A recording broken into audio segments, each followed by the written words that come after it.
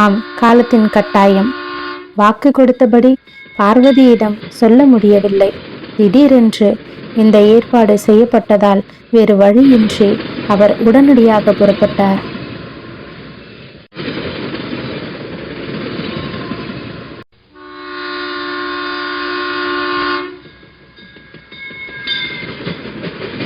தன்னுடைய காதலியிடம் சொல்ல முடியவில்லையே என்ற மனக்குமுறலோடு ரயிலில் பயணித்துக் கொண்டிருந்தார் கார்த்திக். பயணம் முழுவதும் அவளின் நினைவுகள் தான் வாட்டிக் கொண்டிருந்தது. ரயிலின் சக்கரங்கள் என்னவோ தடம் மாறி மாறி மும்பை நகரத்தை நோக்கி நகர்ந்து கொண்டிருந்தது. ஆனால் கார்த்திக்கின் நினைவுகள் சற்று மாறவில்லை.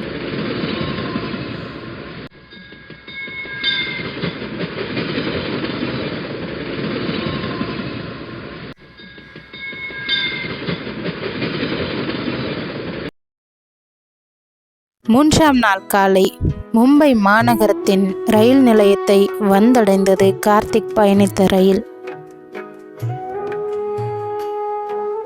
பரபரப்பான அந்த மும்பை நகரம் கார்த்திக்கு புதிதாயிருந்தது.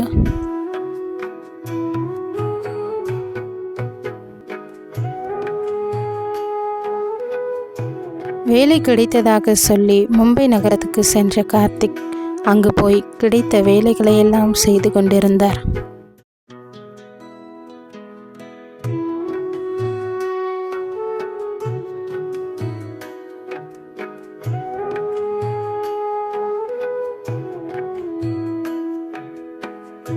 ஆம், மிகவும் கடினமாக இருந்தது அந்த மும்பை நகரத்தின் வாழ்க்கை. அதுவும் கார்த்திக்கு மிகவும் கடினமாக இருந்தது. தன்னுடைய வீட்டை விட்டு, தான் நேசித்த பெண்ணை விட்டு வெகு தூரம் பிரிந்து வந்து இப்படிப்பட்டதான வேலைகளை செய்வது அவனுக்கு மிகவும் வருத்தத்தை அளித்தது. ஆனால் என்ன செய்வது? குடும்பத்தின் சூழ்நிலை தன்னால் தான் மாற வேண்டும் என்ற தலையெழுத்து அவனுடைய விதியில் இருந்தபடியால் அவன் ஓடினான்.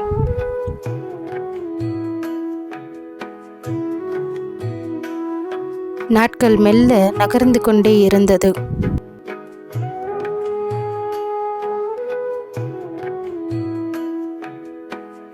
இங்கு குடியானவர் தன்னுடைய மகளையும் பேரனையும் காப்பாற்றுவதற்காக கடின உழைப்பை மேற்கொண்டிருந்தார்.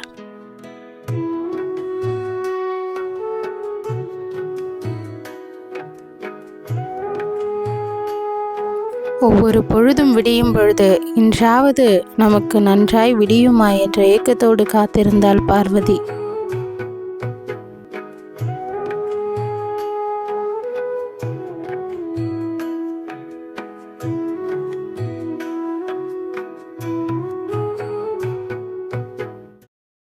ஆம், அவளுக்கு தெரிந்திருக்கவில்லை அவள் எதிர்பார்த்திருந்த அந்த நாள் விரைவில் வரப்போகிறது என்று.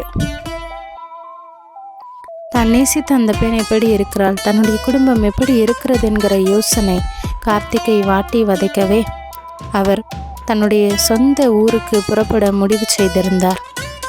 வாருங்கள், நடப்பதை பார்ப்போம்.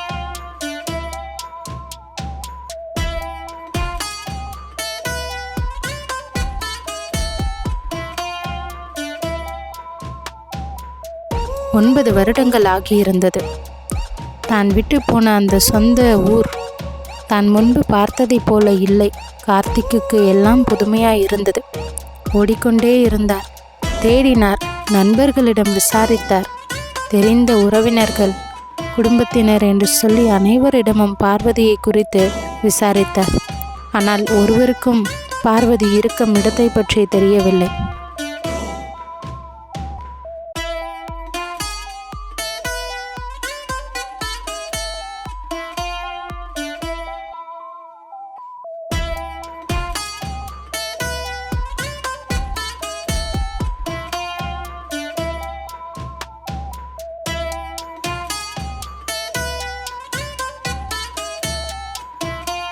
வழிநெடுக விசாரித்து கொண்டே போனார் கார்த்திக். கடைசியாக கார்த்திக் சொன்ன அடையாளங்களை வைத்து ஒரு வீட்டை சுட்டி காட்டினார் ஒருவர். அந்த வீட்டை நோக்கி பயணித்தார் கார்த்திக்.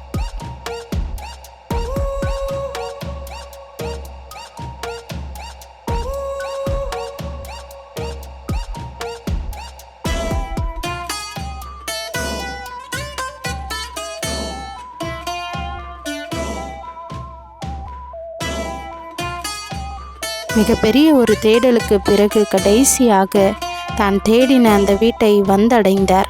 அதுதான் அந்த குடியானவரின் வீடு.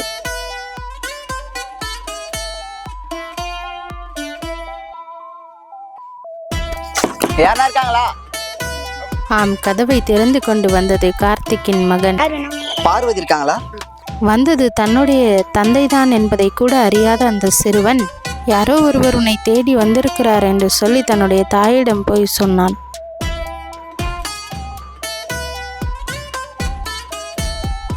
வெளியே வந்த பார்வதி கார்த்திகை கண்டு அதிர்ச்சி அடைந்து பேச பதிலில்லாமல் மீண்டும் உள்ளே ஓடி தன்னுடைய அப்பாவிடம் கூறினாள்.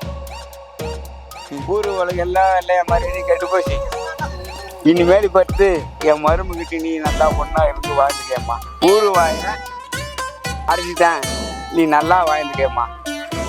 என் பொண்ணும் என் மருமன் நல்லா வாழிட்டேம்மா. ஒரு பெரிய வாக்குவாதத்திற்கு பிற்பாடு தன்னுடைய மருமகனை ஏற்றுக்கொண்டார் பார்வதியின் தந்தை. வழக்கம் போல எல்லா கதைகளைப் போலும் இனிதே முடிந்தது. நன்றி, வணக்கம்.